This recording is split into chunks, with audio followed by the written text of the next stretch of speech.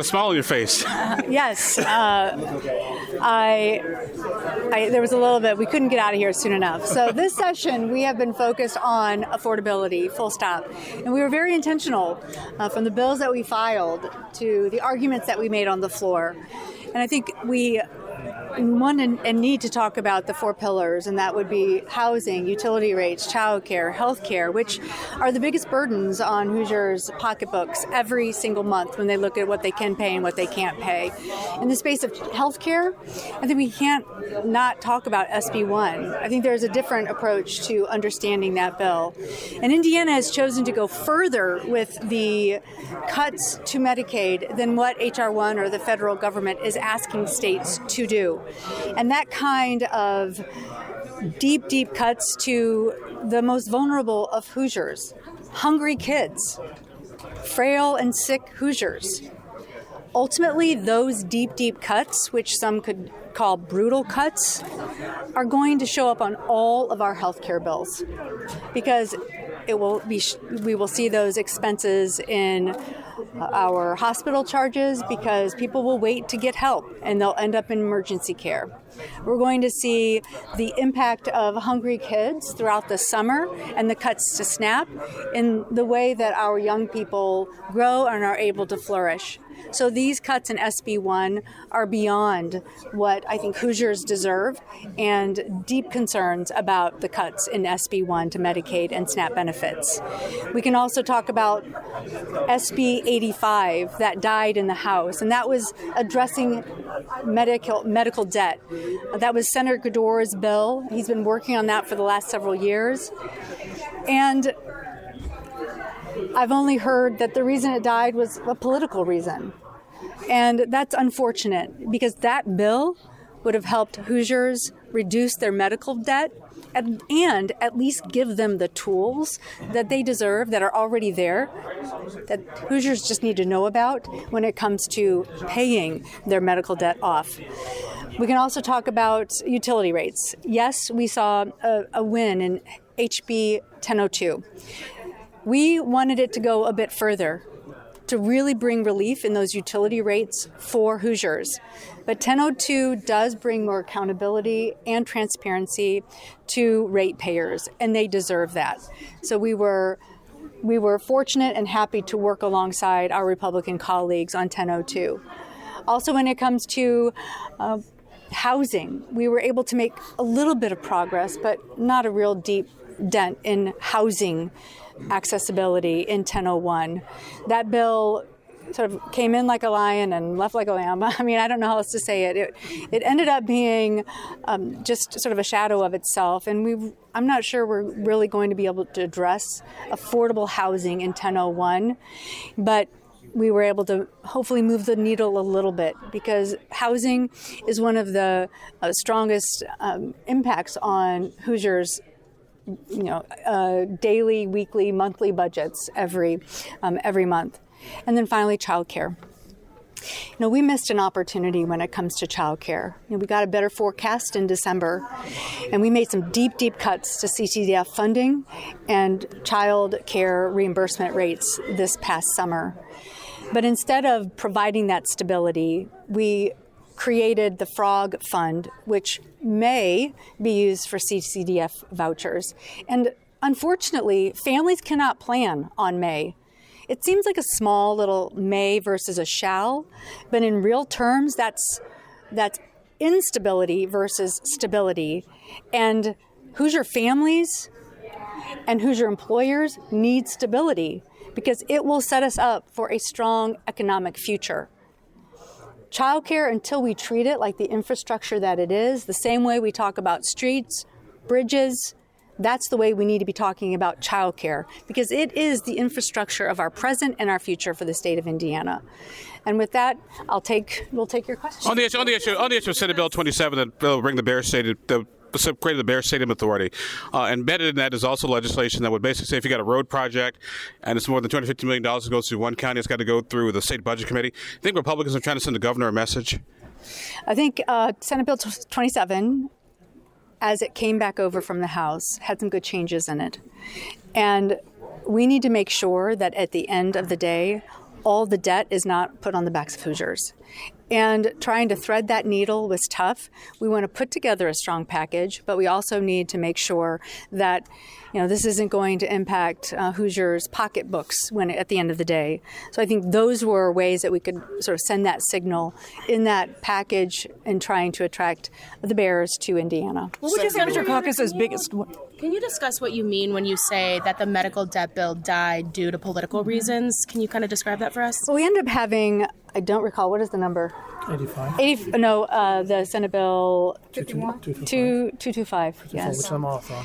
So we ended up passing Senate Bill 225, which deals somewhat with medical debt.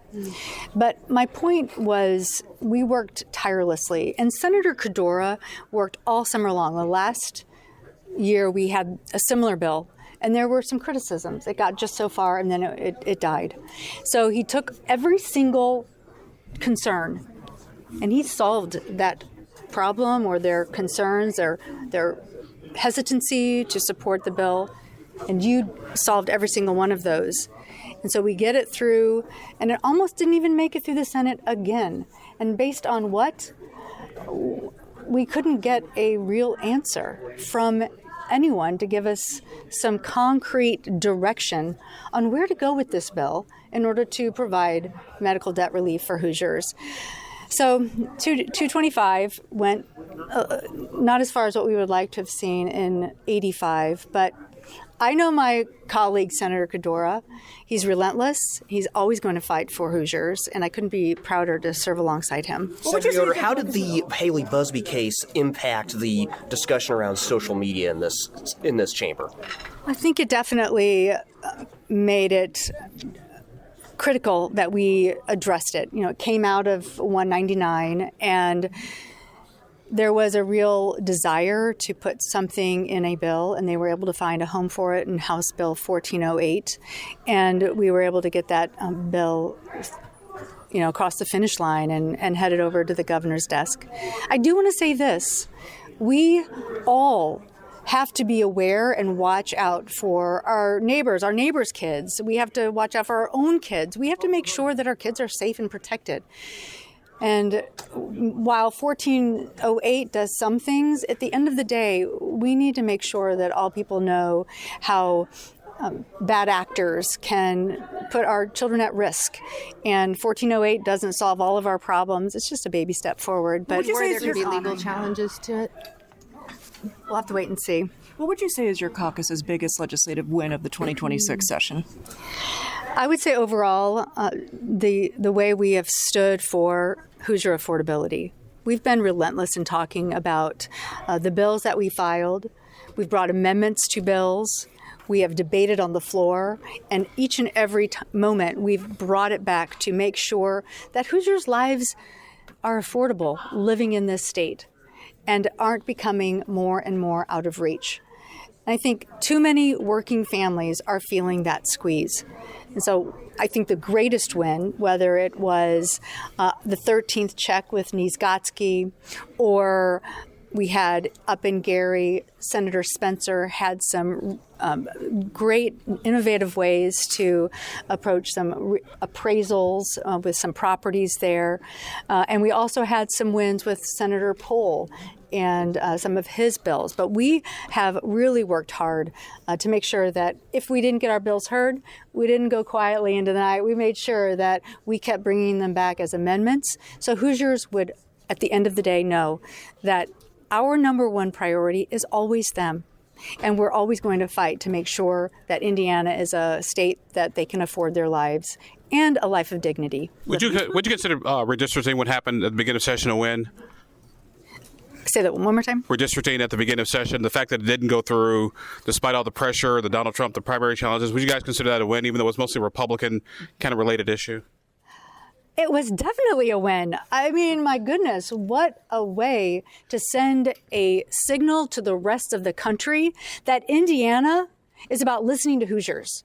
That at the end of the day, we're not about mimicking what Washington, D.C. is asking of us. We're going to listen to Hoosiers and make sure that we do right by them. We're serving them. And I think when we came back early on redistricting in December, that was really a win for Hoosiers.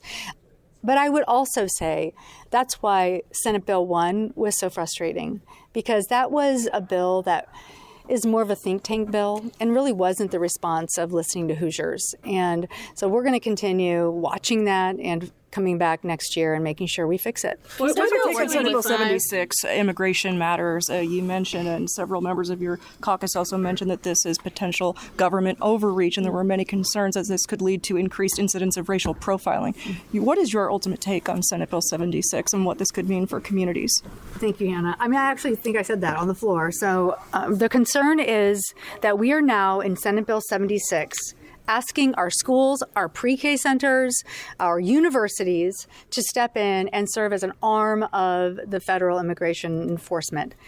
That, I don't know how you do that. And what's really additionally challenging is it's taking out that mens rea language. And so our schools, our kindergarten teachers, our universities, spaces that should be safe, spaces that should be about opportunity, are now spaces of fear and insecurity and uncertainty. And asking those working in these spaces, not if there is a proven threat, but just unknowingly could be seeing a penalty from the state, that is not a recipe or a foundation upon which to build a thriving state economically. And we want to make sure when we come into this space that we're thinking about ways that we can make Indiana stronger. And Senate Bill 76 is built on fear, and that does not make us stronger. You talked about Senate Bill 1 as, going to impact some of the most vulnerable. Senate Bill 285, a similar bill, what, unhoused advocates have called the criminalizing homelessness bill. It didn't pass last year, but it passed this year. What do you think changed? In Senate Bill 285, I think maybe what changed was and it's just a little bit longer to work on turning those yes votes, no votes to yes. I don't know. It's just, it's unfortunate that it passed.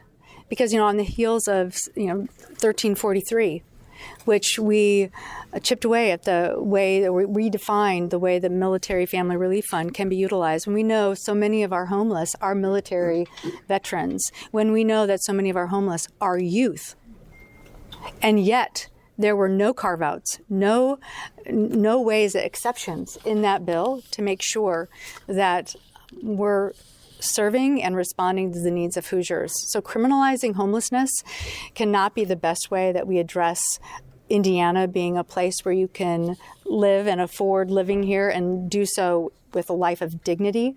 Senate Bill 85 is definitely not the right direction for the state. Can you talk about working with the governor and his administration? Did your caucus have any kind of relationship with him at all this session? What was that like? Several of us met with him frequently, reminded him of our initiatives that were important for us, and we will continue to do that. We will always take every opportunity to meet with, talk with, challenge, work with the governor when we can. Because at the end of the day, it's not political. It is getting solutions and good policy for constituents, for Hoosiers. And working with the governor is part of that. So that's just part of the game. And it's not a game. I mean, these are people's lives. So it's part of serving our constituents just as best as we can. So what are you doing Monday? What are we doing tomorrow? I mean, I would say tomorrow, we're having a volunteer work day to respond to the tornadoes from last Thursday in Monroe County, 9 to 5. If you're interested, you can meet up at the Van Buren Township headquarters. But we're back to work. Life goes on for Hoosiers. We are sine die. The gavel came down, but Hoosiers will wake up and their lives will go on just the same, looking at their utility bills, looking at their, trying to pay their mortgages, their rent, looking at childcare, healthcare. It's the same. And it is on us the greatest honor that there can be in serving our constituents, but it is listening. It is showing up and making sure that we're getting ready for next session with legislation that's going to truly improve the lives of Hoosiers.